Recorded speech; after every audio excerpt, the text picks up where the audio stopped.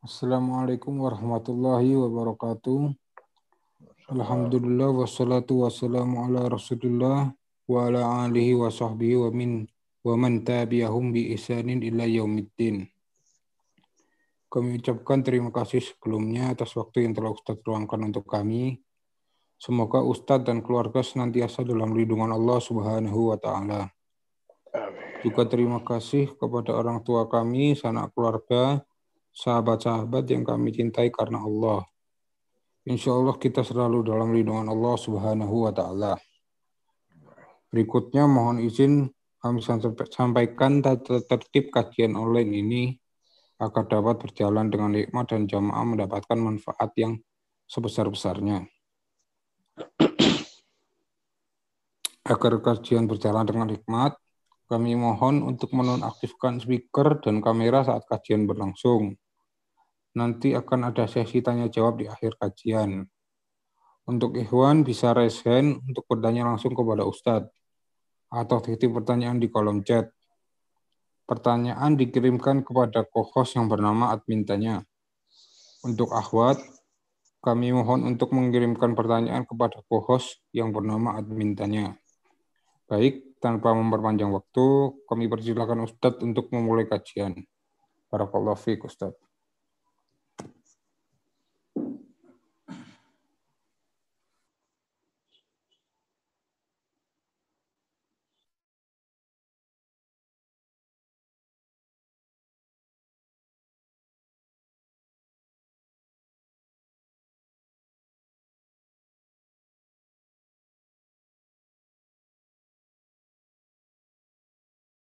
Tafadhal Ustaz.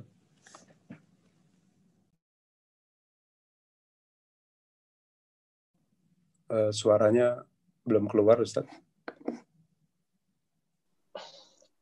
Sudah jelas suaranya? Nah, jelas. Barusan putus-putus soalnya. Pas Salim ngomong barusan itu. Taib.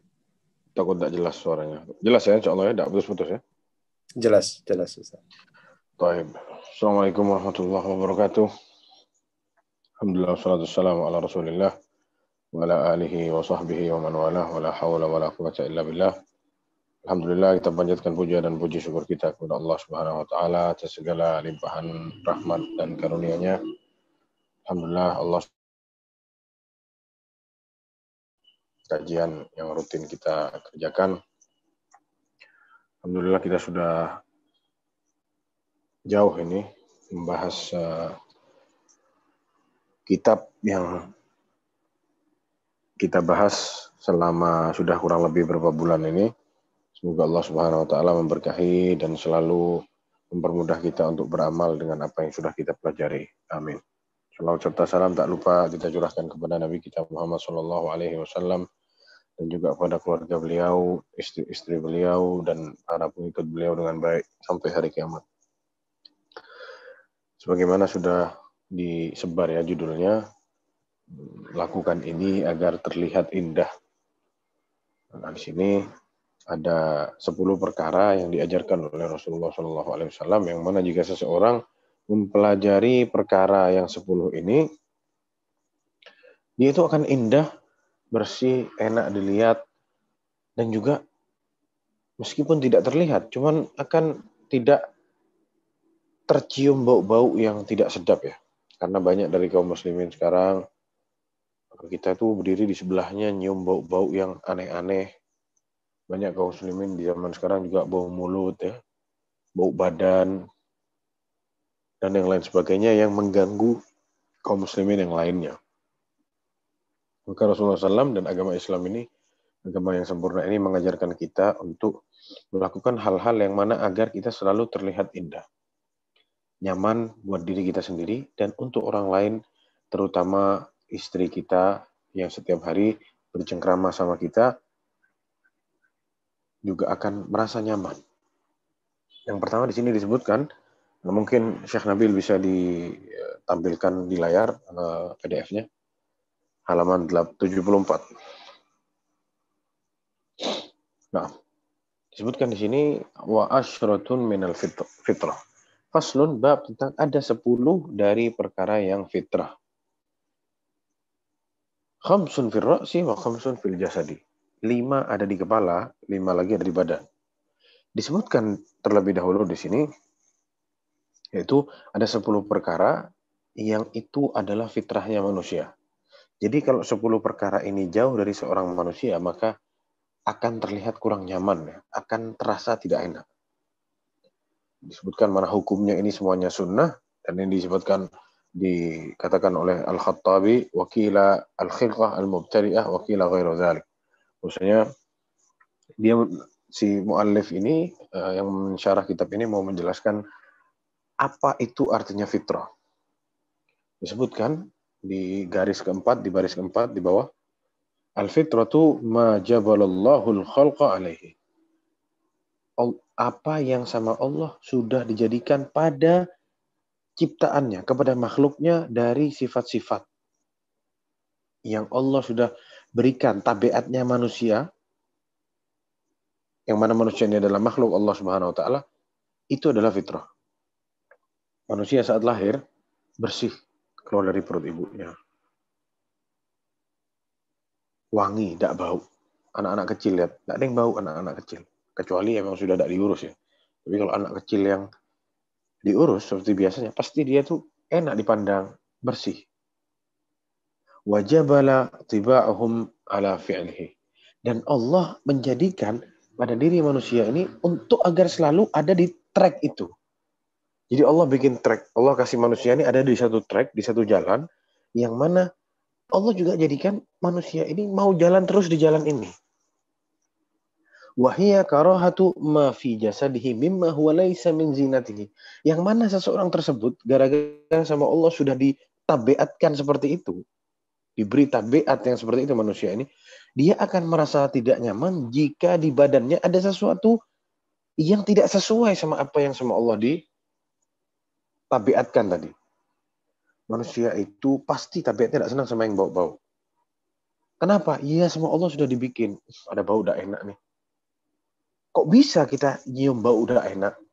Oh ini bukan. Kenapa? Karena memang sudah tabiatnya manusia. Sama Allah dibikin. Kalau ada bau udah enak, dia tidak suka.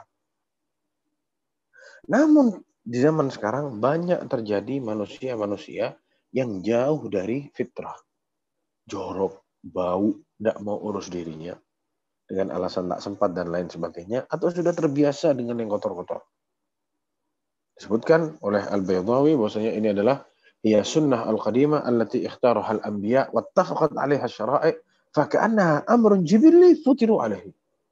Ini adalah sunnah dari dulu yang dipilih oleh para nabi, wattafaqat 'alaiha asy-syara'i', dan ini disepakati oleh seluruh syariat yang Allah turunkan ke muka bumi. Mau orang Nasrani, mau orang Yahudi, orang Islam, semuanya sepakat. Fa ka'annaha amrun jibilli futiru 'alaihi. Seakan-akan dia ini sesuatu tabiat yang memang sudah ada di diri manusia. Jadi seharusnya manusia itu tidak nyaman kalau dia keluar bau-bau tidak enak dari tubuhnya. Seharusnya manusia itu merasa dirinya itu gelisah kalau ada sesuatu yang tidak semestinya ada di situ. Yang pertama disebutkan di sini bahwasanya yang akan dibahas tidak keluar dari hadis yang akan kita sebutkan sekarang. Disebutkan bahwasanya hadhil ashr waradat fi hadits Aisyah radhiyallahu anha. 10 ini disebutkan oleh Ummul Mukminin Aisyah radhiyallahu anha, yang mana beliau berkata, qala Rasulullah sallallahu alaihi wasallam. Rasulullah SAW bersabda, asyru minal fitrah. Ada 10 dari fitrah, yaitu 10 dari tabiatnya manusia yang Allah ciptakan manusia di atas 10 ini. Yang pertama, qasus syarib. Yang pertama, qasus syarib. Potong kumis. Tapi subhanallah kita temui banyak orang Islam kumisnya sampai dipiara, dipelintir sampai kayak jenggot kumisnya. Kalau minum kopi, ampas kopinya disaring sama kumisnya. Dari saking tebelnya kumisnya tidak pernah dibersihkan. Jorok. Subhanallah. Kita lihat orang yang kumisnya seperti yang gitu, tebel-tebel. Apakah tidak risih? Terutama para istri. Gimana kalau kumis suaminya kayak gitu? Risih atau enggak? Jadi subhanallah, Allah Subhanahu wa taala dan syariat Islam ini mengajarkan seseorang untuk mencukur kumis. Wa fa'il lihyah, biarin jenggotnya. Allah Subhanahu wa taala menciptakan laki-laki itu dengan jenggot. Kenapa? Ya ada hikmah di balik itu. Salah satunya ketampanan. Baru sekarang pada sadar sekarang. Pemain-pemain bola, orang-orang di Eropa sana sudah mulai jenggotan. Semua baru orang kaum muslimin baru sadar. Oh Masya Allah, pakai jenggot itu ganteng ternyata. Dulu diperangi. Oh jenggot ekstrim dan lain sebagainya. Sekarang mereka baru sadar. Setelah dikerjain sama mereka. Padahal dari dulu Islam sudah nyuruh orang laki itu biarin jenggotnya. Yang selanjutnya as-siwak. Memakai siwak maksudnya bersihin gigi, bersihin mulut. Yang selanjutnya istinsyaqil ma, nyedot air ke hidung. Subhanallah. Nyedot air ke hidung ini para jamaah sekalian manfaatnya sangat banyak. Apalagi sekarang nih di hari-hari COVID-19 ini yang mana virusnya akan bersarang di belakangnya ini, di dalam hidung ini. Kalau kita sering istinsyaq mungkin dengan izin Allah Subhanahu wa taala sulit kita kena virus ini. Karena ketelan virusnya, masuk, lewat, keluar lagi. Yang selanjutnya, waqassul adhafir, potong kuku. Sudah fitrahnya manusia, kalau kukunya panjang-panjang itu serem, jorok kata orang. Ya emang benar itu. Itu manusia sama Allah diciptakan dalam keadaan seperti itu dan diciptakan untuk membenci hal-hal tersebut. Jadi kalau orang sudah senang sama kuku yang panjang-panjang, itu sudah keluar dari fitrah. Yang selanjutnya waqaslul barajim, cuci tangan, bersihin tangan. Kita habis makan nih, tak mungkin kita biarin tangan. Sebentar, anak mau cuci tangan dulu. Tangan masih kotor. Itu fitrahnya manusia. Yang selanjutnya, jadi cuci tangan sama sela-selanya ini dibersihin semua.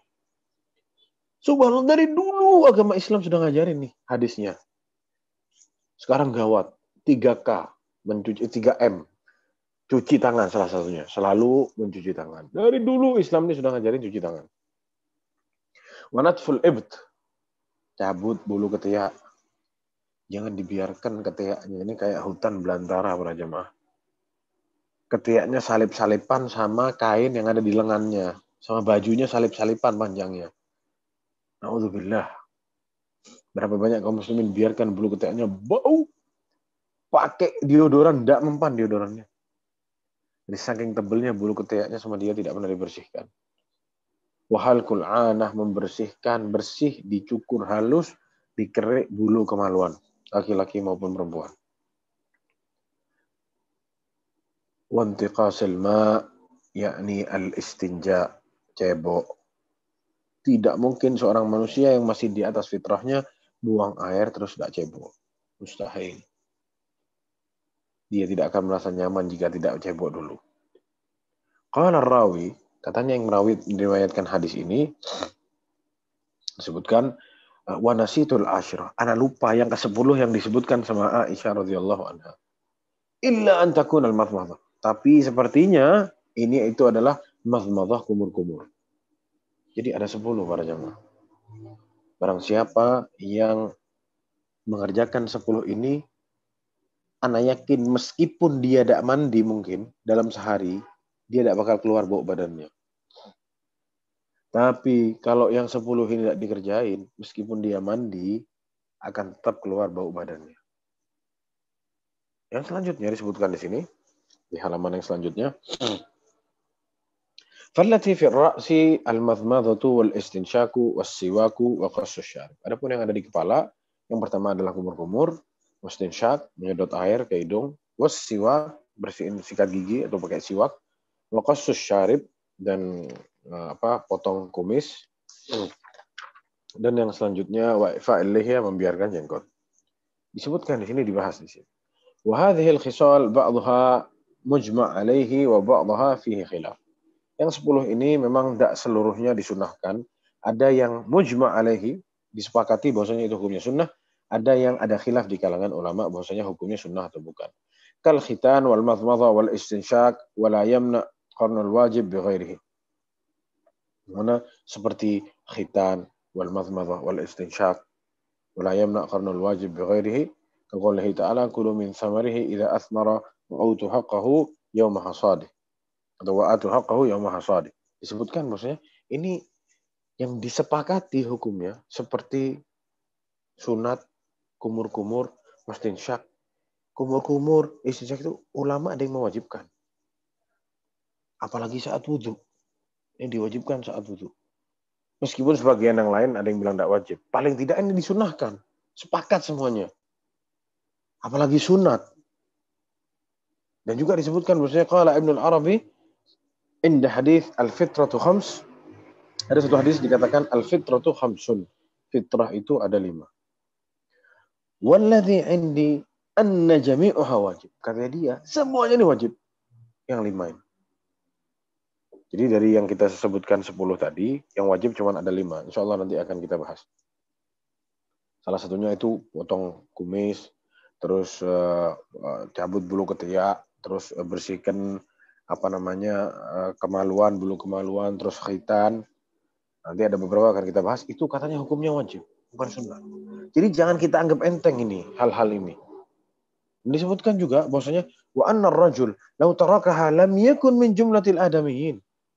Fa kaifa min jumlatil muslimin. Dan seseorang kalau meninggalkan yang 5 ini, dia tidak dianggap manusia. Gimana lagi mau dianggap orang Islam? Jadi banyak kaum muslimin ini dibiarin bulu keteknya, dibiarin bulu kemaluannya, tidak dipotong. Tidak potong kuku, tidak sunat. Ini tidak dianggap sebagai manusia. Tercela. Wala'alla Ibnu Aqil dzakara hadhihi al-khisal ma'al adab wa makarim al-akhlaq li bayani anna din al-Islam kama ishtamal 'ala al-akhlaq al-fadila was sifat al-hamidah ishtamal 'ala al-adab al-'aliyah muwafiqatan lil fitrah. Katanya di sini Ibnu Aqil sebutkan bab ini karena kepentingan dan ketinggiannya nih masalah ini. Apalagi ini satu jalan sama fitrahnya manusia. Wallati tatadhammanu kamal an-nazahati wat taharati wa jamal al-manzar. Yang mana ini juga bukan hanya adab dan akhlak saja dan bukan masalah fitrah saja, tapi di dalamnya ada kesempurnaan, kebersihan, kesucian dan juga ketampanan atau keindahan. Kumpul kebersihan, keindahan, kesucian semuanya ada di yang sekarang kita bahas ini. Jadi subhanallah kalau seorang muslim anak kira dia selalu menjaga yang 10 ini, anak kira dia akan terus terlihat indah. Fallati fil ra's, disebutkan fallati fil ra's ada yang ada di kepala. Yang pertama adalah al-madmadah, ma'ruf. Madmadah kumur-kumur, tidak perlu panjang lebar. Idaratul ma' fil fam wa fi wujubiha fil wudhu'i wal ghusl khilaf bain ahli ilm, dan kewajiban masalah ini saat wudu itu ada khilaf di kalangan ahli ilmu. Wal qawlu bil wujub fihi wajah, dan mu'allif mengatakan wajib ini agak kuat pendapatnya, bisa diterima.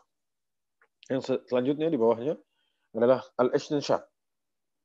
Nyedot air ke hidung. Jadzbul ma bin nafasi ila batinil anfi. Menarik air dengan nafasnya ke pertengahan hidungnya.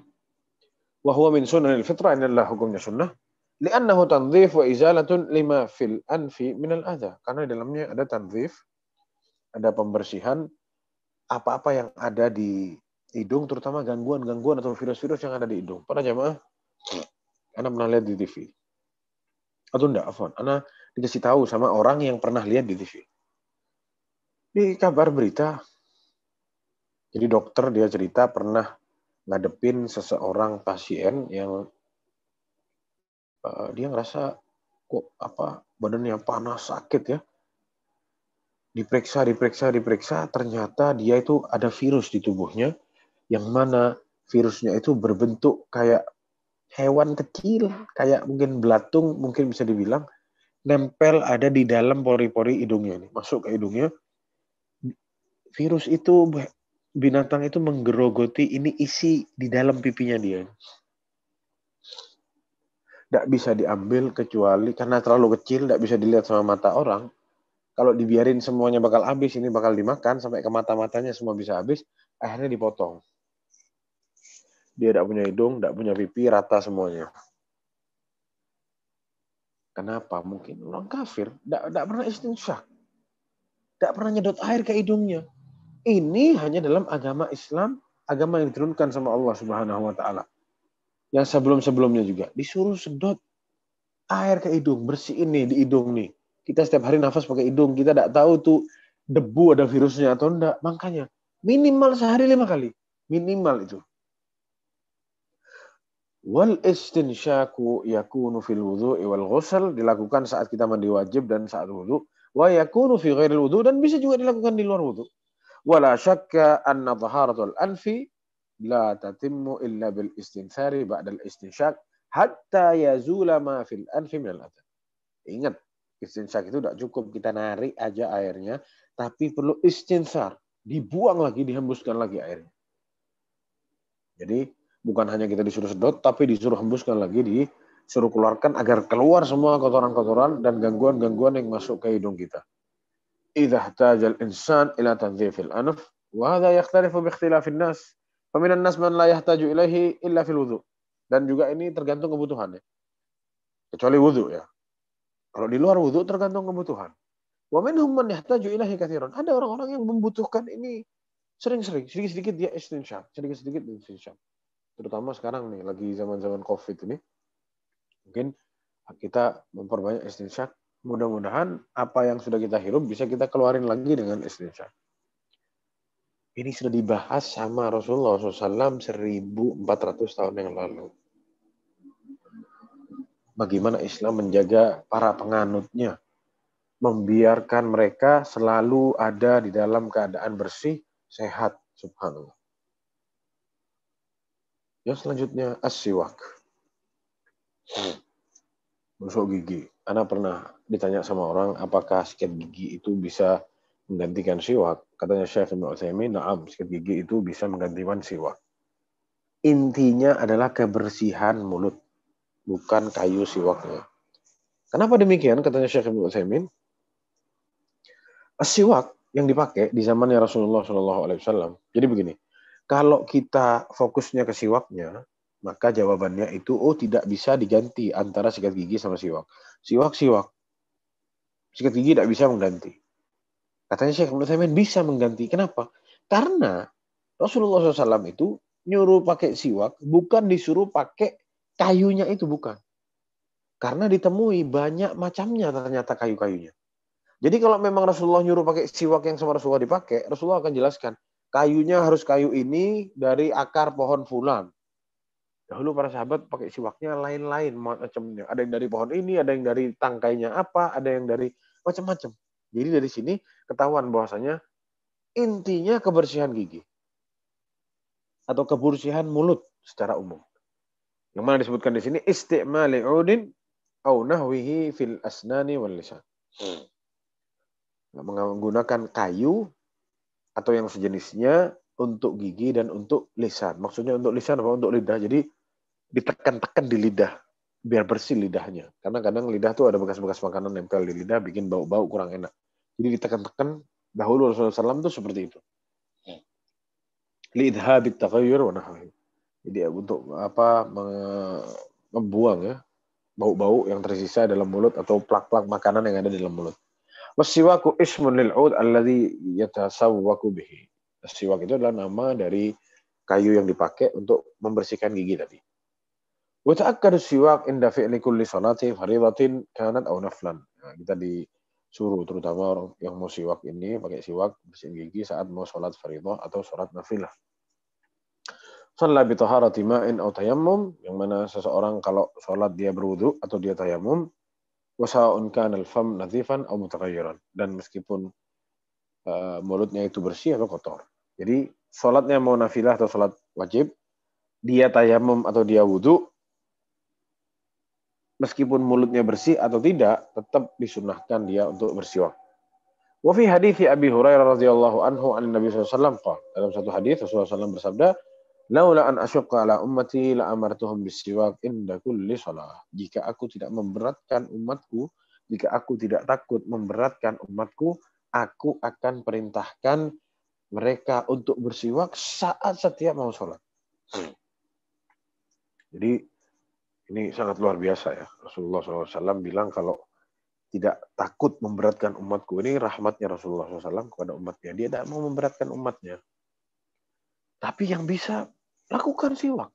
Fadilahnya banyak, dapat pahala juga kita. Karena ini hukumnya sunnah. Lianna shalah silatun bainal abdi wa rabbih tabaraka wa ta'ala. Karena sholat itu urusan kita sama Allah Subhanahu wa ta'ala. Kita kalau mau ketemu sama orang penting, tidak mungkin kita habis makan ikan, amis-amis, habis makan bawang, habis makan jengkol, mulut bau tidak enak, terus mau ketemu orang. Tidak enak, kita pasti bersihin mulut, makan permen biar wangi. Gimana kalau kita mau ketemu sama Allah Subhanahu wa ta'ala? Kita mau bermunajat kepada Allah Subhanahu wa ta'ala, masa dibiarin giginya kotor atau mulutnya bau? Fayam bagi ayyakun al-abd ala akmali hayati wa ahsanu halin. Jadi agar seorang hamba itu saat mau bermunajat kepada Allah Subhanahu wa ta'ala ada dalam keadaan yang baik dan terbaik. Wangi, bersih. Ada satu syekh anak diceritain sama istrinya. Di istrinya pernah ditanya sama kawan-kawannya, dia ceritalah sama salah satu kawannya, maksudnya suaminya ini syekh, pengajar di Masjid An-Nabawi. Si istrinya bilang, suami saya setiap malam mau sholat tahajud, dia pilih bajunya dia yang paling bagus, dipakai sama dia pakai mishlahnya, bajunya dia kalau dia mau ngajar di Masjid Nabawi, dia pakai itunya, shimaknya yang putih itu, sudah dia pakai parfum wangi, terus dia sholat tahajud. Subhanallah. Kita orang kalau sholat tahajud, kalaupun sholat tahajud, mencela-mencela pakai kaos, pakai sarung, miring-miring sarungnya. Subhanallah. Maka ini perlu diperhatikan urusan kita kepada Allah Subhanahu wa ta'ala. Izharan li syarafil ibadah, dan ini juga ngasih lihat nih, bahwasanya ini ibadah nih. Kita harus berada di hal yang baik. Gitu. Jangan sembarangan. Wa ahmiyatil munajat, dan ini juga dari kepentingan kita bermunajat kepada Allah Subhanahu wa ta'ala. Wa lihadza kanat at-tahara syartan li sihhatis shalah. Dan juga karena masalah ini juga tahara itu, kesucian itu adalah syarat dari kesahannya sholat. Wa min takmilit tahara tadhiful fam bisiwak. Dan dari mempersempurnakan kesucian kita itu adalah membersihkan mulut dengan siwak. Wa yata'akkadu siwak wal mubalaghatu fihi indal qiyam minan naum. Juga ditekankan juga untuk bersiwak atau berlebihan, bahkan disebutkan di sini wal mubalaghatu fihi, berlebihan memakai siwak saat bangun dari tidur. Li'annal fam yataghayyar bin naumi bisababi ma yatasa'adu ilaihi minal abkhiratil ma'idah fayahtaju ila tanzifihi wa tathhirihi. Karena kalau kita tidur, apa yang ada di perut kita ini baunya bakal naik. Terutama kalau habis makan malamnya terus kita tidur, baunya makanan tuh naik. Jadi kita harus tetap jaga kebersihan mulut dan terutama baunya mulut ini agar tidak keluar bau yang tidak-tidak dengan dibersihkan mulut itu tadi dengan siwak.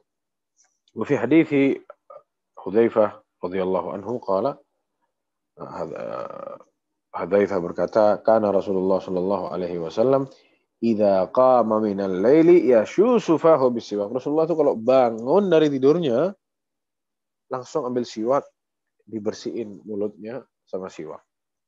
Wa dhahirul hadits yaqtadi ta'liqul hukm bi mujarradil qiyam minan naum fayakunu 'amman fi kulli hal.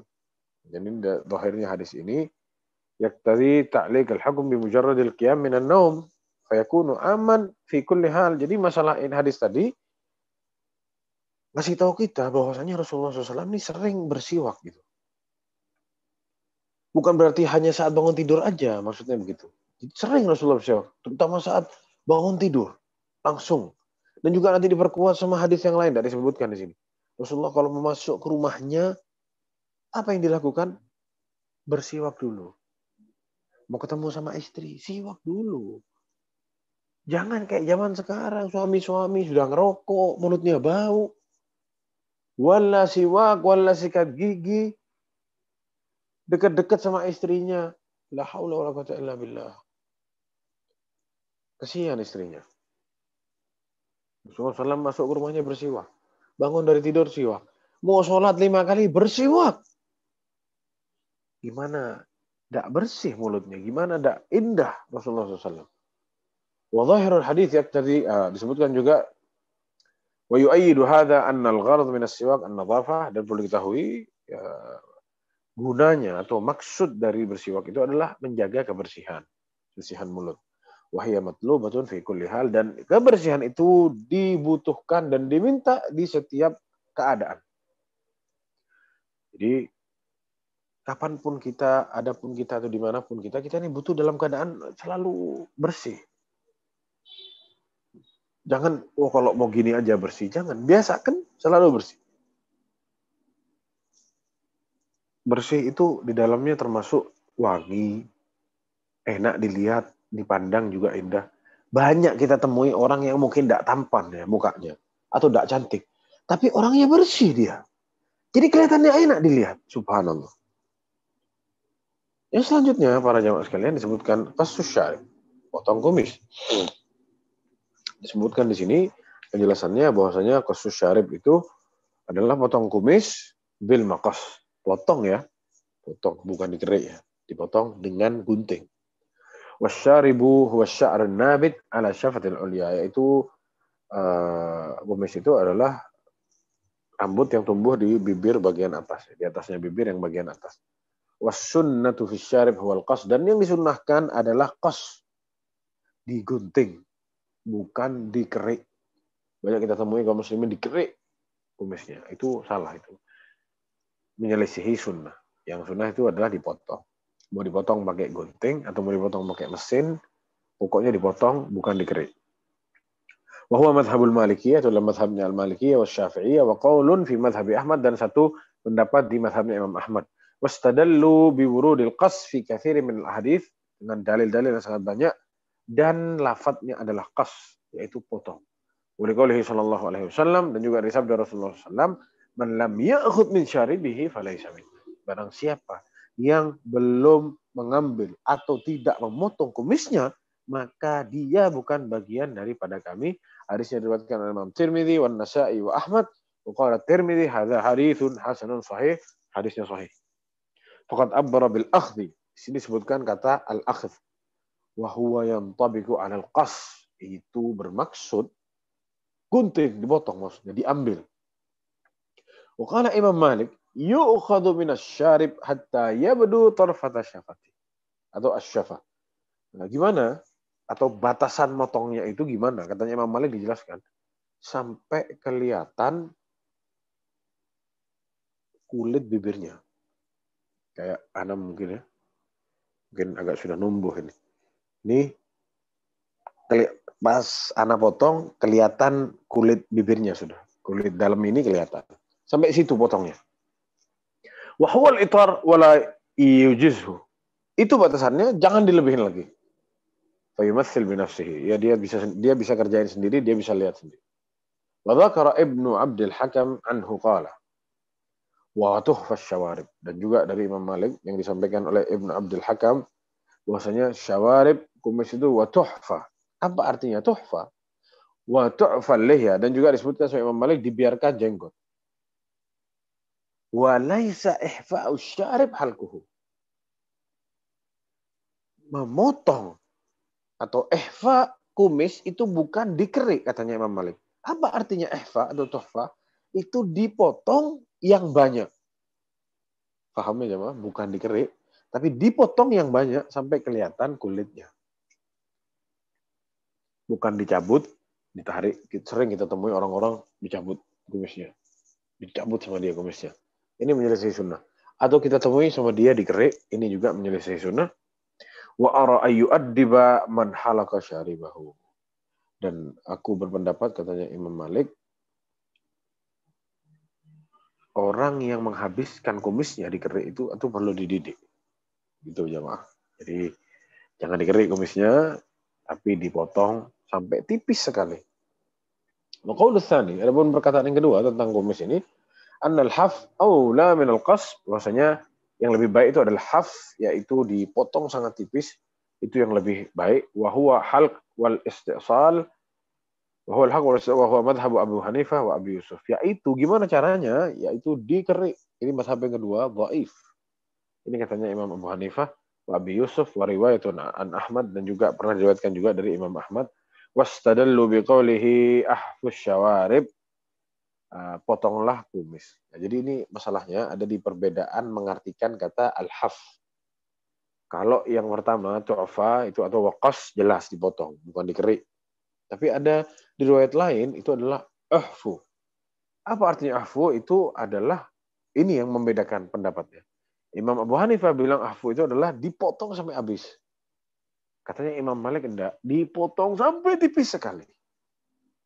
Wafir riwayah dan juga disebutkan dalam riwayat lil Bukhari anhiku asyawarib, disuruh habiskan, suruh potong kumis, yaitu Ra'aitu Ahmad bin Hanbal, aku melihat, katanya Al-Asram, aku melihat Imam Ahmad bin Hanbal yahfi syaribahu syadidan, atau yahfi syaribahu syadidan. Aku melihat Imam Ahmad bin Hanbal memotong kumisnya, motong banget sampai tipis sekali.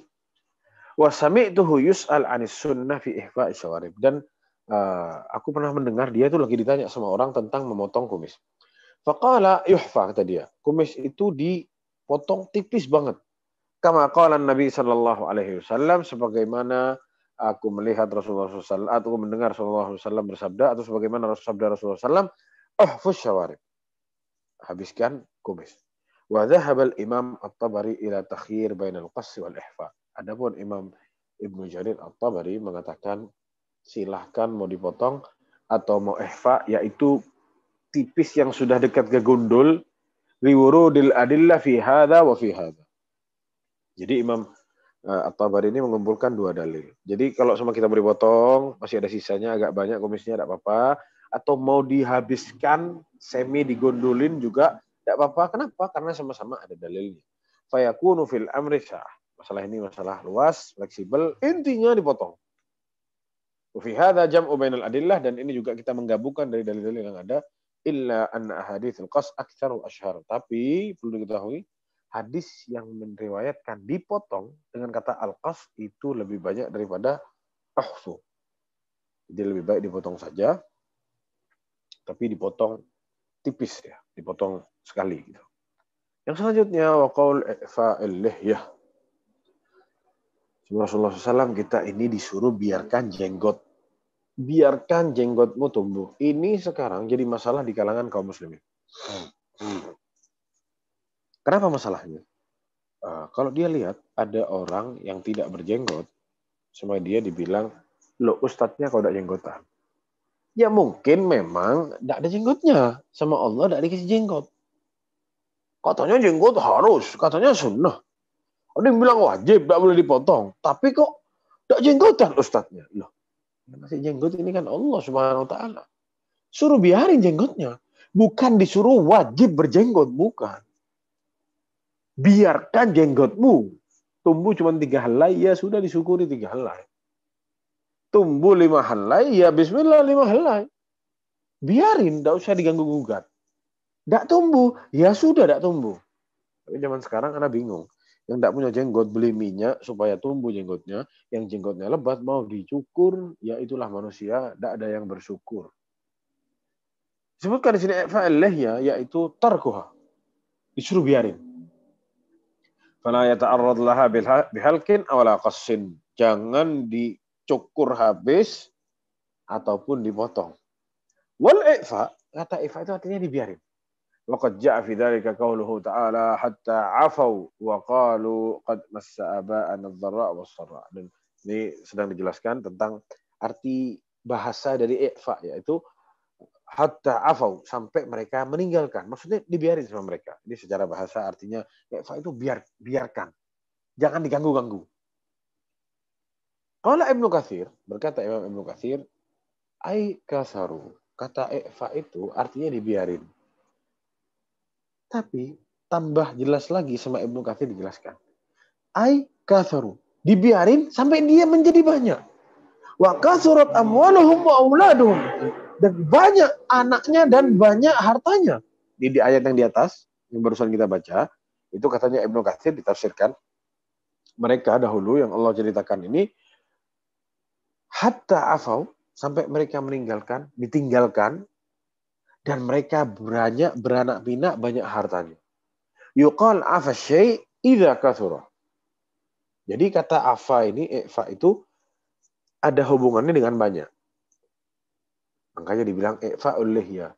Kenapa kok lihahnya banyak? Karena sama dia dibiarin, jadi banyak. Begitu. Wa tafsirul i'fa' bitaktsir min iqamati sabab maqamal musabbib. Dan juga orang menafsirkan i'fa' itu dengan banyak, yaitu dengan dalam rangka menjelaskan sabab dan musabbabnya. Sabab dan musabbab. Maksudnya gimana? Karena dibiarin, jadi banyak. Begitu. Kenapa kok bisa banyak? Sebabnya apa? Karena dibiarin. Biarkan jenggotmu. Li'anna haqiqatul i'fa' at-tark, karena sungguh i'fa' itu adalah artinya at-tark, meninggalkan. Wa tarku at-ta'arrud lil-lihyati yastalzimu takfiraha. Dan seseorang yang membiarkan jenggotnya, maka jenggotnya akan tambah banyak. Wal lihyatu, nah sekarang masalahnya, apa yang dimaksud dengan lihyah? Jadi banyak simpang siur ya bahasa-bahasa ini atau apa istilahnya tentang jenggot ini yang mana, dari mana sampai mana batasnya. Jadi para jamaah sekalian disebutkan di sini al-lihyatu ma nabata minasy-sya'ri 'alal khaddaini waz-zakat. Untuk melihat ini para jamaah, ini dipegang coba yang laki, di sini nih ada tulangnya nih pasti. Sini ya ada tulangnya. Nah, tulang ini sampai ke bawah terus nih ada tulang nih. Terus rusuk ini tulang nih semua ini. Sampai ke dagu, bukan rusuk, apa sih ini? Geraham maksudnya. Nih sampai ke dagu, sampai naik lagi ke atas, sampai ketemu ke sini lagi, itu adalah lihya. Ya.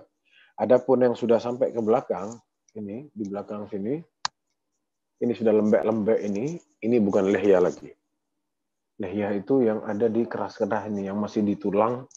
Ini keras-keras tulang ini masih lihya. Namun kalau sudah lembek di belakang, ini sudah bukan lihya lagi. Itu adalah al-lihya. Mana bata minas sya'ar 'alal khaddaini waz-zakan. Apa? Yang rambut yang tumbuh di pipi, terus turun ke dagu ke sini, terus naik lagi ke atas. Itu adalah lihya. Walam yarid fi syar' madlul khas biha, dan syariat tidak pernah menjelaskan secara pasti batas-batasnya ya. Wa ala hadha tahammul ala maknaha al-lughawi, makanya sama kita dioper ke makna secara bahasa bukan secara syariat. Jadi kalau ada kata dalam syariat Islam yang dalam syariat itu belum dijelaskan, ya kita kembalikan dalam arti bahasanya. Seperti masalah kata bid'ah misalnya. Misalkan kata bid'ah. Bid'ah itu secara bahasa ada dalam bahasa Arab artinya bid'ah. Artinya bid'ah itu sesuatu yang tidak ada contohnya sebelumnya. Itu dalam bahasa Arab artinya itu bid'ah. Secara bahasa. Apa istilahnya? Ada terminologi, ada etimologi ya. Nah, salah satunya anak lupa. Secara bahasa bid'ah itu sesuatu yang belum pernah dibikin sebelumnya. Bagaimana Allah SWT badi'us samawati wal ard. Kata Allah SWT dalam Al-Quran, Allah itu badi'. Allah itu menciptakan dunia dan langit dan bumi. Badi'us samawati wal ard. Allah menciptakan langit dan bumi. Kenapa dikatakan badi' di sini? Karena sebelumnya langit dan bumi itu belum pernah ada. Gitu. Secara bahasa tapi sesuatu yang belum pernah ada. Jadi kalau kita mau oper atau kita pakai secara bahasa, artinya bid'ah itu handphone, buku ini yang kita bahas sekarang, ini bid'ah semua ini. Dulu zaman Nabi tidak ada. Peci kayak gini, misalkan apalagi ya sepeda motor dan lain sebagainya, itu bid'ah semua. Namun masalahnya bid'ah secara syariah sudah dijelaskan. Yang dimaksud oleh Rasulullah SAW, man amila amalan laisa alaihi amruna fahuwa raddun. Barang siapa yang beramal suatu amalan yang tidak pernah kita ajarkan, maka amalannya tertolak. Dari situ ketahuan yang dimaksud bid'ah oleh Rasulullah itu ternyata dalam agama. Jadi setiap kata-kata syariat ini punya cara arti istilah dan punya arti apa? Secara bahasa. Kalau tidak ada yang menjelaskan atau ternyata syariat tidak menjelaskan apa itu artinya lihya, maka kita oper ke cara bahasa. Yang mana lihya secara bahasa itu tadi artinya adalah yang sudah Anda jelaskan tadi. Alal qaidah wa hiya hamlu al-fadil warida fi syara' alal madlul lughawi idza lam yarid laha haddun fi syara'. Kita oper kata yang ada dalam yang kita temui, kita cari dulu arti secara bahasanya. Kalau belum pernah dijelaskan dalam syariat, yang dimaksud ini apa, kita oper ke arti bahasa. Itu adalah kaidah yang disebutkan oleh Syekhul Islam Taimiyah dalam kitab Majmu' al-Fatawa. Semoga bisa difahami yang Anda omongin ini ya. Dan yang selanjutnya wa an Ibnu Umar radhiyallahu anhu qala Rasulullah sallallahu alaihi wasallam anhikus syawarib wa aful liha, potong kumis dan biarkan jenggotnya. Fa'ifa'ul lihya wa ibqa'uha min sunanil fitrah, meninggalkan atau membiarkan jenggot itu adalah dari sunnah-sunnahnya fitrah. Itu fitrahnya orang. Macan itu para jamaah sekalian, bukan macan ya, apa istilahnya? Singa. Antum bisa bayangin kalau brewoknya itu sama singa dicukur kayak apa jadinya? Apa bedanya sama yang perempuan? Katanya Aisyah radhiyallahu anha saat memandang Rasulullah itu berjenggot, dilihat ganteng Rasulullah SAW, subhanalladzi hayya ar-rijala bil lihya. Maha suci Allah Subhanahu wa taala yang menciptakan lelaki dengan jenggot. Perempuan itu senang sama laki yang ada jenggotnya. Itu fitrahnya perempuan. Laki-laki juga fitrahnya itu berjenggot. Waqad naqala Ibnu Hazm, Imam Ibnu Hazm pernah menukilkan al-ijma'. Ada Ibnu Hazm berijma' para ahli ilmu ala anna halq jami' al-lihya muslatun la tajuz. Bahwasanya haram hukumnya memotong semua atau mencukur habis kelimis jenggot, tak boleh. Waqad ja'al awamir atau ja'atil awamir fi sunnah as-sahihah bidzalik, dan juga terdapat banyak perintah-perintah dari sunnah yang sahih tentang perkara meninggalkan jenggot. Wal aslu fil amri annahu lil wujub, dan asalnya kalau kita temui perintah datang dari Al-Quran atau Sunnah, maka kita harus tarik hukum itu kepada kewajiban sampai datang sesuatu yang mengeluarkan hal tersebut dari wajib. Atau ada penjelasan lain, oh ternyata ini tidak wajib, ini cuma sunnah. Gitu. Tapi secara, kalau kita temui dalam Al-Quran, ada kalimat perintah dari Allah SWT, atau dalam hadis Rasulullah SAW ada perintah, maka kita harus giring dulu maknanya bahwasanya itu adalah suatu kewajiban. Wajah al-amr bimukhalafatil musyrikin minal majus wa ghairihim. Dan juga Allah perintahkan kita untuk menyelisihi orang-orang ahli syirik dari majusi-majusi dan yang lain sebagainya. Wa min dzalika qauluhu sallallahu alaihi wasallam arikhul lihya wa khaliful majus. Biarkan jenggotmu dan selisihilah orang majusi. Sudah diperintahkan, ditambahin lagi disuruh selisihi orang majusi. Dan kalau dipikir-pikir apa sih susahnya biarin jenggot ya? Kita tidak perlu cukur-cukur, tidak perlu beli kerik-kerikan, tidak sampai luka-luka, tidak peri-peri, pakai aftershave, tidak perlu. Subhanallah, tapi kok ruwet ya, tidak ngerti ya nah. Wallahu a'lam. Dulu ada 1000 alasan tanya sama orang-orang yang cukur jenggot, oh gatel lah dan lain sebagainya. Subhanallah, setelah dapat hidayah dia berjenggot. Anak tanya sama dia, katanya gatel. Anda tidak gatel kata dia. Alasan semua. Subhanallah. Waqad thabata min sifatin Nabi sallallahu alaihi wasallam, datang dari penyifatan Rasulullah sallallahu alaihi wasallam, annahu katsiru sya'ril lihyah. Banyak jenggotnya Rasulullah sallallahu, tebal jenggotnya. Fi lafaz katsal lihyah disebutkan dari sifat-sifat Rasulullah sallallahu itu jenggotnya lebat. Wa kana as-sahabat radhiyallahu anhum ya'rifuna qira'atahu sallallahu alaihi wasallam fi salati sirriyah bil idtirabi lihyatihi. Dan dahulu Rasulullah SAW, jadi para sahabat itu tahu kalau sholat sirriyah, duhur sama asar ya, yang tidak kedengaran suara imamnya. Dia tahu Rasulullah itu baca surat-surat dari apa? Dari jenggotnya, getaran jenggotnya itu. Jadi Rasulullah ini ngadep ke belakang, dari saking jenggotnya lebat, itu kelihatan sama sahabat dari belakang gerakan jenggotnya itu. Kalau Rasulullah tidak berjenggot para jamaah, tidak kelihatan sama para sahabat. Kalau jenggotnya tidak tebal, tidak kelihatan para jamaah. Jadi Nabi kita Rasulullah SAW itu jenggotnya lebat. Apa kita tidak mau ikuti Rasulullah SAW? Apa kita tidak mau sama kayak Rasulullah SAW? Kita tidak ngefans sama Rasulullah SAW. Cuma urusan jenggot itu setengah mati. Wa halqul lihya tashabbuhun bin nisa. Motong jenggot itu mirip sama perempuan. Perempuan kalau ada jenggotnya malu dia dicukur sama dia. Jangan kita kayak perempuan. Wa taghyiru li khalqillah, mengubah ciptaan Allah Subhanahu wa taala. Dan ini adalah diharamkan hukumnya. Qala Ibnu Qayyim, Imam Ibnu Qayyim mengatakan, wa amma sya'rul lihya fa fihi manafi'. Adapun jenggot itu banyak manfaatnya. Min hazina, yang pertama manfaatnya adalah hiasan bagi laki-laki. Wal jamal, dan ketampanan. Wal waqar, kewibawaan. Wal haibah, haibah. Apa sih haibah ini ya? Bukan wibawa saja. Waqar itu, iya, haibah ini punya martabat, harga diri. Walihada la yura 'ala sibyani wan nisa. Makanya jenggot ini tidak ada dimiliki sama wanita dan anak kecil, tidak ada. Minal haibati wal waqar ma yura 'ala dhawil lihya. Tidak ada perempuan jenggotan terus punya hebah, punya kedudukan, ditakuti sama orang. Tidak ada. Ini dimiliki hanya para lelaki saja. Wa minha tamyiz bainar rijal wan nisa. Dan juga ini pembeda antara laki-laki dan perempuan. Kalau laki dicukur gerimis jenggotnya, tidak ada sisanya. Rambutnya terus panjang, bisa cantik laki itu. Bahaya. Apalagi lakinya tampan, dipikir orang perempuan. Tapi kalau jenggotnya lebat, tidak mungkin ada seorang wanita berjenggot. Makanya adalah pembeda antara laki-laki dan perempuan. Dan yang selanjutnya, di sini dijelaskan bahwasanya ada lagi 5 lagi yang belum kita bahas, yaitu 5-5-nya semuanya ada di badan. Yang tadi yang kita bahas barusan semuanya di kepala. Kita ulang sekarang. Yang pertama apa tadi? Coba siapa yang mau berpartisipasi, kita ingat apa yang sudah kita bahas barusan.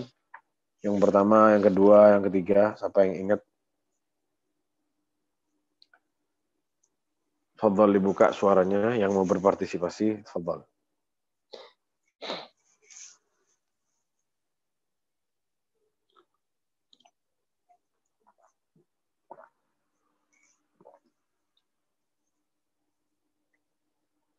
Fadhal jamaah yang mau berpartisipasi, mengingatkan dari pertama sampai yang terakhir kita bahas. Ada apa saja di sana?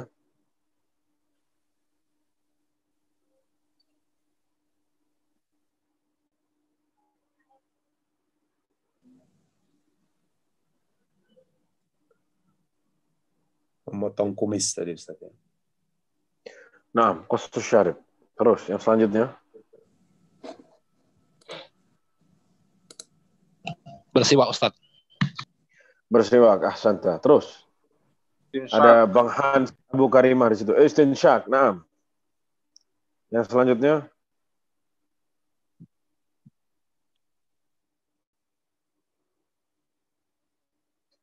Potong kumis. Apa tadi? Istinsyak. Terus apa lagi? Ada 5 semua.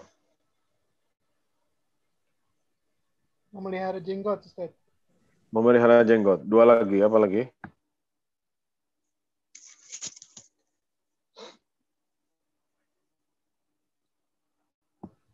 Bersiwak. Bersiwak. Terus yang terakhir? Lupa antum yang terakhir. Ini paling gampang padahal yang terakhir. Berkumur tadi ya Ustaz, yang lupa Aisyah. Naam. Sahih. Berkumur. Naam. Jadi kita punya berkumur, istinsyak, biarkan kumis, cukur kumis, biarkan jenggot, dan yang terakhir apa? Memakai siwak. Jadi mungkin itu yang bisa Anda sampaikan sekarang. Sisa waktunya kita pakai untuk tanya jawab. Jika ada yang mau ditanyakan, tafadhol Anda jawab sebisa Anda. Wallahu ta'ala alam.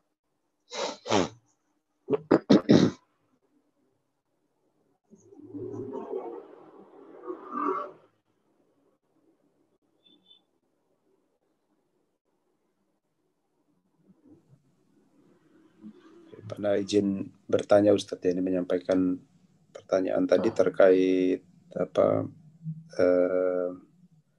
batasan siwak tadi, jadi tidak masalah dengan menggunakan sikat gigi biasa itu Ustadz ya, artinya tetap terhitung sunnah ya begitu. Nah, untuk bayangkan kalau memang itu sunnahnya harus pakai siwak semua, gimana orang-orang di Eropa mau pakai siwak? Dapat siwak dari mana? Belum tentu ada di sana kan. Jadi Rasulullah SAW menyuruh pakai siwak itu ya untuk menjaga kebersihan mulut dan bau-bau yang tidak sedap di mulut agar hilang gitu.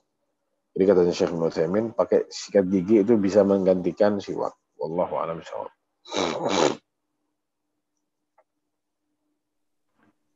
Assalamualaikum Ustaz.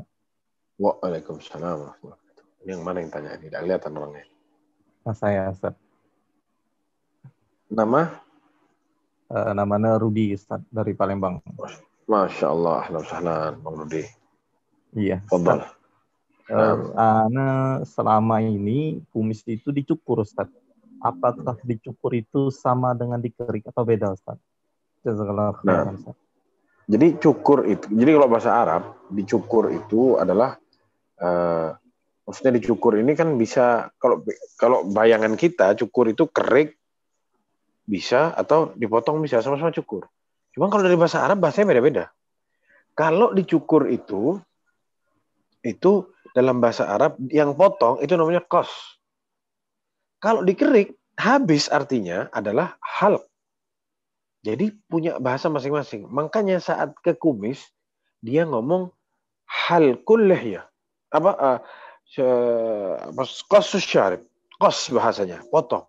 Tapi saat dibawa, saat kemaluan, karena sama Rasulullah disuruh habis, bahasanya bukan qas, bukan disuruh potong, bukan, tapi disuruh halq, disuruh gundulkan habis.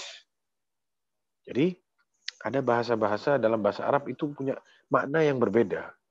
Kalau bahasa Indonesianya mungkin cukur semua. Cukur gundul kata kita. Itu cukur pendek. Nah, sama-sama cukur. Kalau bahasa Arab enggak.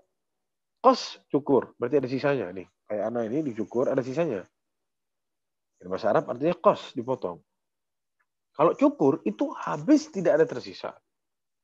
Jadi kalau sama antum dikerik ya lebih baik anak rasa jangan dikerik ya. Kalau mau pakai mesin aja. Mesin itu motong dia. Mesin itu motong. Tapi sampai disisain sedikit. Nah, anjuran anak gitu aja. Nggak berapa sih harganya mesin zaman sekarang. Mungkin 100.000 sudah dapat mesin. Antum bisa dicas ya pakai baterai. Jadi insya Allah sudah bisa menjalankan sunnah itu. Allahu a'lam.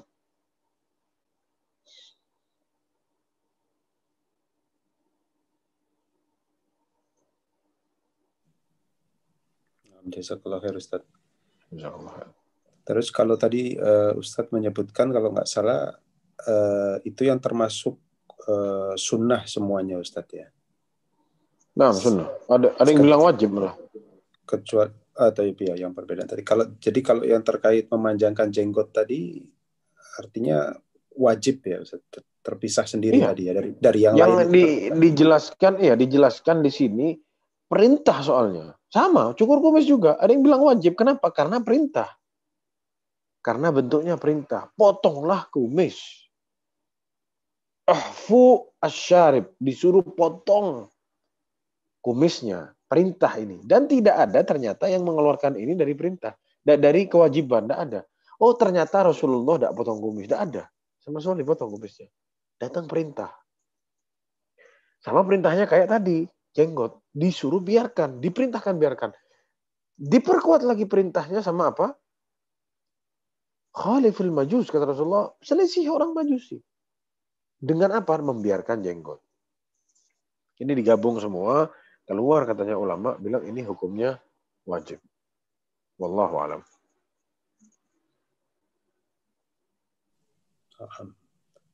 Ada sebagian mungkin ya, wallahu a'lam yang bilang sunnah ya. Cuman dalilnya ngomong kebanyakan ini wajib. Terutama yang mensyarah kitab ini, Syekh Abdullah bin Saleh Al-Fauzan, dia lebih condong ke yang mewajibkan. Bagaimana dengan batasan merapihkannya, Ustaz? Misalkan tadi, jika ingin dirapihkan. Nah, kalau itu riwayatnya datang dari sahabat. Kalau tidak salah Abdullah bin Abbas atau Abdullah bin Mas'ud, kalau tidak salah. Itu kalau mau dirapiin, digenggam gini dulu. Kalau ada sisa, baru dipotong. Ya.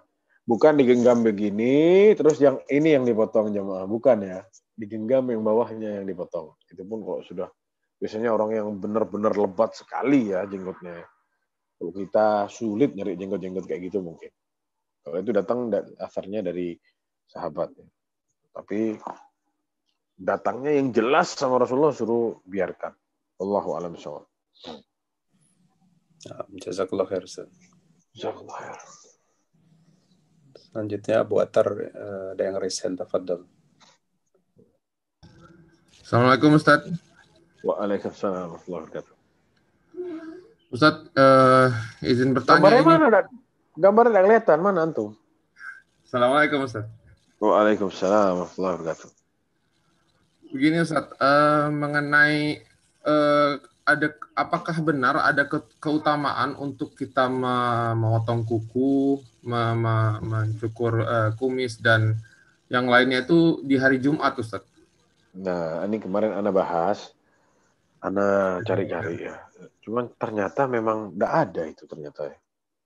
Yang Ana baca belum kayaknya keutamaan itu dilakukan tidak dikaitkan dengan hari Jumat gitu. Tapi insya Allah nanti akan kita bahas yang masalah-masalah itu kan itu yang ada di badan ya. Nah itu insya Allah nanti akan kita bahas di pertemuan yang selanjutnya insya Allah pekan depan insya Allah. Jazakallah Ustaz. Jazakallah ya.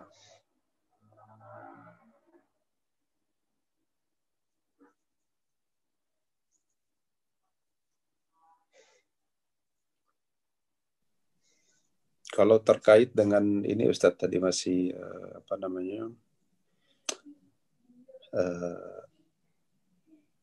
terkait dengan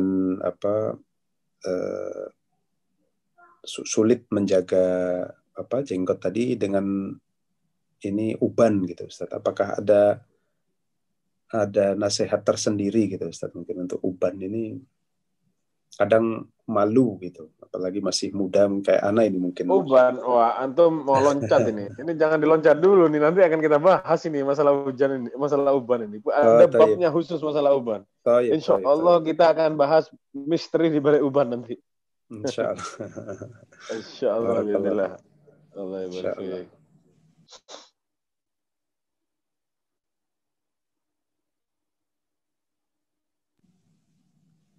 Baik, tafadhol kalau masih ada yang mau ditanyakan.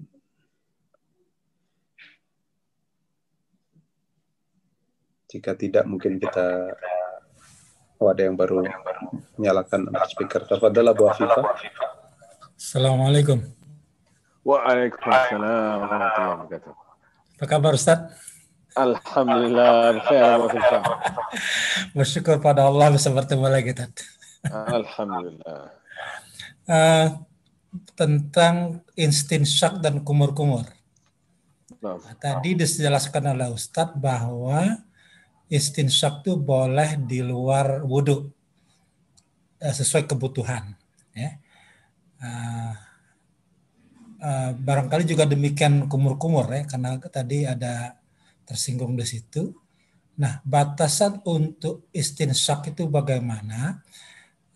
Untuk kalau di luar di wudhu ada yang mengatakan cuma sekali, ada yang mengatakan 2 kali, ada yang mengatakan 3 kali ketika kita beristinsyak. Jadi hirup air masukkan ke hidung, kemudian dibuang terus sekali, kemudian lagi gitu ya.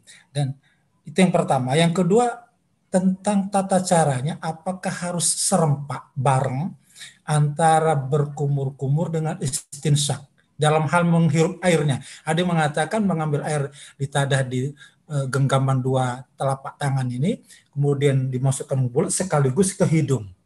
Nah, itu dulu tak? Padahal.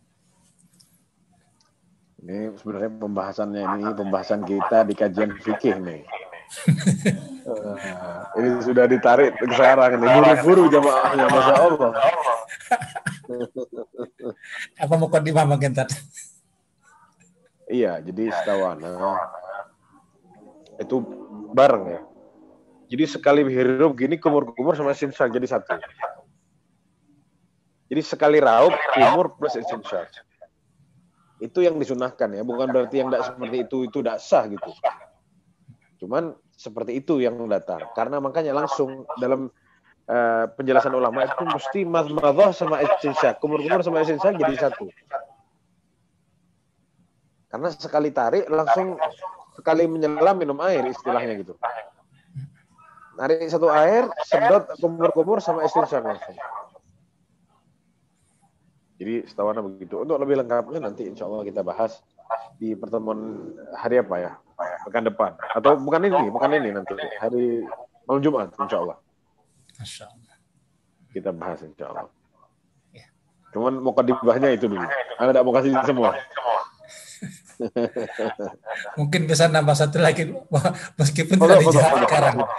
Ini Iya, apa? silahkan. Anak pernah dengar hadis kata, kalau nggak salah dari Utsman radhiyallahu an, bahwa saya melihat Rasulullah itu tidak pernah melepaskan kebiasaan istinsyak dan kumur-kumur meskipun beliau berpuasa. Gimana Tan? Jadi gini, yang kan hadisnya itu kan jelas. Baligh fil istinshaq illa an takuna sha'iman. Jadi tidak apa-apa istinshaq yang banyak, sedot air yang banyak, kecuali kamu puasa. Riwayatnya seperti itu kan. Jadi bukan berarti orang puasa tidak boleh istinshaq, bukan. Yang tidak boleh berlebih-lebihan beristinsyak saat berpuasa. Kalau di hari-hari lain, tidak apa-apa yang banyak istinshaq, bagus itu. Ngebersihin mulut, ngebersihin hidung ya. Termasuk kumur-kumur jangan. Ada serempak kan? Ya. Sama, iya kumur-kumur tidak boleh lebih-lebihan kumur-kumur. Karena Lebih-lebihan. sisanya itu bakar ketelan nanti. Iya. Barakallahu fiik. Allah barik fiik.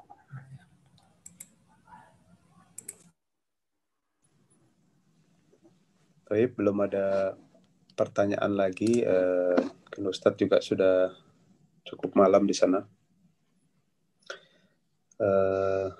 Kita Antum di Abu Dhabi sekarang posisi. Oke, Ustadz? Antum Iya. posisi di mana sekarang? Betul, di Abu Dhabi.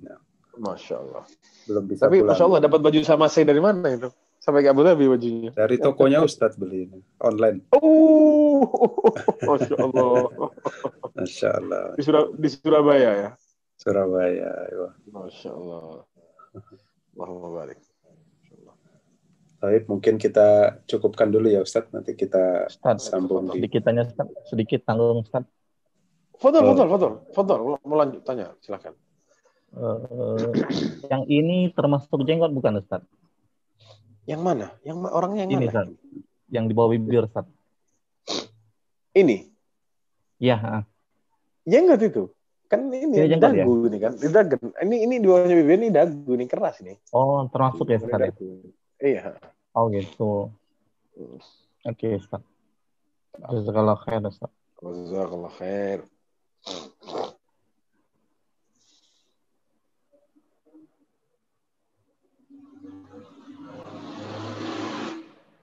Baik, kalau gitu kita cukupkan dulu. Insya Allah kita lanjut lagi di pertemuan berikutnya. Kami mohon maaf karena keterbatasan waktu, juga kalau ada salah-salah kata, hal-hal yang kurang dalam kajian ini. Insya Allah kita ketemu lagi dengan Ustadz Mufi Insya Allah minggu depan ya, bukan minggu ini tapi minggu depan di hari Kamis malam Jumat. Insya Allah di melanjutkan kajian fikih. Bismillah. Jazakallah khair Ustadz Mufi atas waktunya. Insya Allah kita jumpa lagi. Juga untuk jamaah semua, jazakumullah khairan wa barakallahu fikum. Assalamualaikum warahmatullahi wabarakatuh. Assalamualaikum warahmatullahi wabarakatuh.